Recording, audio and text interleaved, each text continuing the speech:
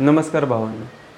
सुरुवातीला आपण 3 टर्मिनॉलॉजीज किंवा 3 प्रोसेस शिकून घेऊ, ज्याने की तुम्हाला तुमचा एंड गोल मला नक्की करायचं काय हे डिसाईड करण्यात खूप जास्त हेल्प होईल. ठीक आहे.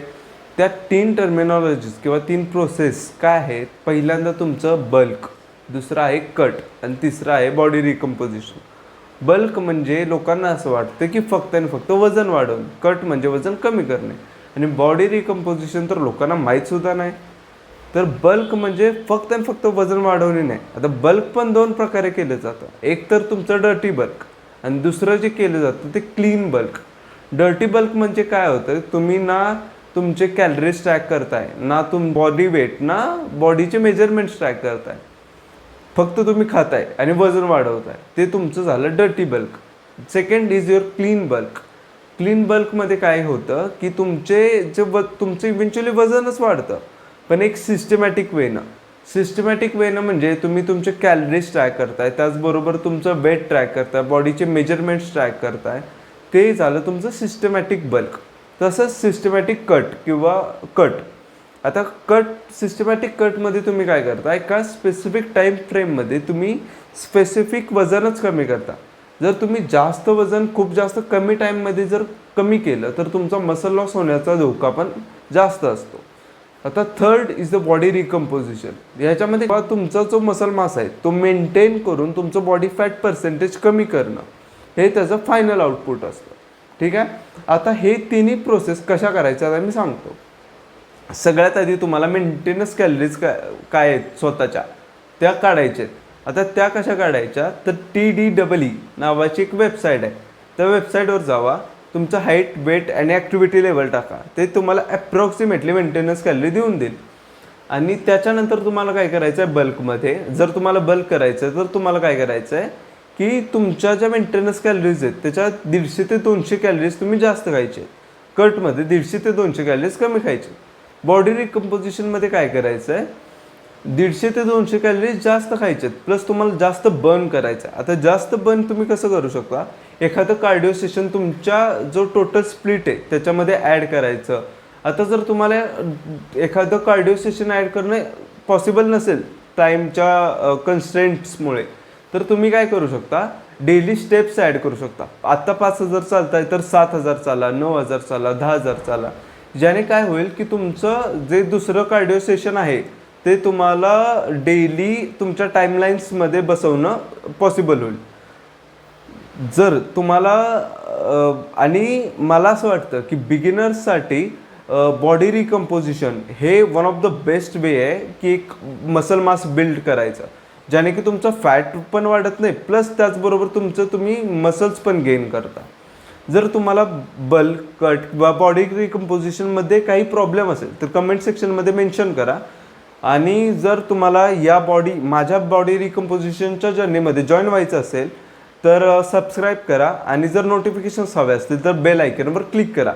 याच्या पुढे तुम्हाला आज होता लेग डेची क्लिप तुम्हाला बघायला मिळेल की त्याच्यामध्ये मी कुठल्या वेट्सने काय एक्सरसाइज केल्या ते तुम्हाला याच्या पुढच्या क्लिपमध्ये बघायला मिळेल. चला आजच्या लेग डेला सुरुवात करूया.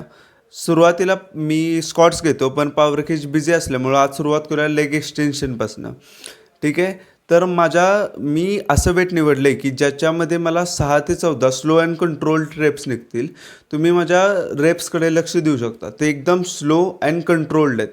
व जेव्हा आपण वेट लिफ्ट करतो तेव्हा 1 सेकंदाचा होल्ड आणि जेव्हा वेट आपण रिलीज करतो तेव्हा स्लो येण्याचा जास्तीत जास्त प्रयत्न मी लेग एक्सटेन्शनमध्ये केलेला आहे, जसं की तुम्ही व्हिडिओमध्ये बघू शकता. त्याच्यानंतर आपण घेतले लंजेस. लेग डेमध्ये सगळ्यात जास्त मेंटल प्रिपरेशन कशाला लागत असेल तर ते आहे लंजेस. जीव काढतो भाऊ. तर सुरुवातीला लंजेस घेतले. मी आत्ताच आजारपणातून उठलो त्यामुळं वेट्स प्रत्येक सेटमध्ये कमीच आहे. ठीक आहे. आत्ताच्या माझ्या फिजिकल कंडिशननुसार ज्या वेटने मला 6 ते 14 या रेंजमध्ये स्लो अँड कंट्रोल्ड रेप्स निघतील असं वेट निवडून मी माझे लंजेसचा सेट आहे तो चालू केला आहे. टोटल मी 3 सेट घेतलेले आहेत ऑफ सेम वेट. ते मे बी 5 किलो होतं. 5 किलो इन ईच हँड असे मी सेट चालू केलेले.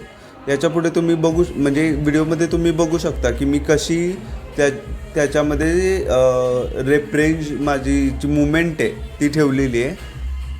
यानंतर आपण वळूया स्क्वॉट्सकडे. स्क्वॉट्समध्ये मी ईच साईड पहिल्या सेटला अराऊंड 10 किलो लावलं होतं, म्हणजे टोटल वेट झालं दोन्ही साईडला मिळून 20 kg. तर त्याने तुम्ही माझी मोमेंटम किंवा बघू शकता. अजूनही मी इनफ डीप नाही जाते, कारण की तेवढी मेंटल स्ट्रेंथ अजून म्हणजे त्या कंडिशनलाच मी नाही आहे की भाई वर्कआउट प्रॉपरली करू शकेल. पण तरीही तुम्ही बघू शकता की माझी more than enough deep momentum आहे. आणि मी माझं माइंड मसल कनेक्शनवर थोडंसं लक्ष देत होतो, कारण की ते आजारपणातून जेव्हा तुम्ही उठता थोडं बिल्ड व्हायला थोडंसं टाईम घेतं. सो याच्यामध्ये मी अराऊंड 13-14 रेप्स मारले ऑफ 10 kg ईच साईड. यानंतर मी थोडंसं वेट वाढवलं ईच साईड 5-5 किलो, आणि त्याच्यामध्ये मी अराऊंड 12 ते 13 रेप्स मारले.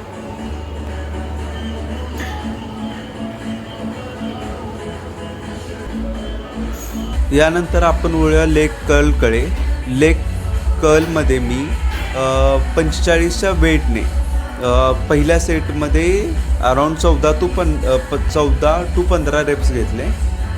दुसऱ्या सेटमध्ये 13 रेप्स घेतले, आणि तिसऱ्या सेटमध्ये विथ सेम वेट मी 11 रेप्स घेतले.